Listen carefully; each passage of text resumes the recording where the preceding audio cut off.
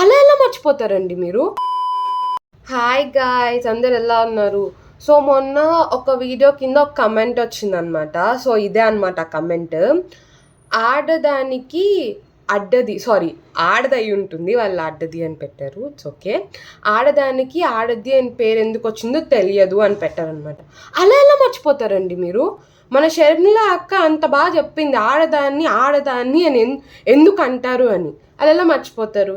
So మీకోసం ఒకసారి replay ఇస్తాను, వెళ్ళి చూడండి. ఆడపిల్ల పుట్టగానే ఆడపిల్ల అంటారు, అంటే ఈడపిల్ల కాదు ఆడపిల్ల అంటారు.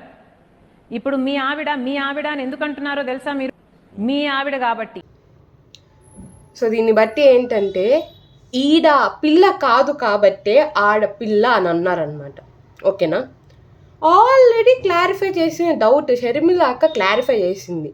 అలా ఎలా మర్చిపోతారు మీరు? మీరే చెప్పండి, ఎలా మర్చిపోతారు? కరెక్టా కాదా? నేను కరెక్ట్గా చెప్పానా కాదా?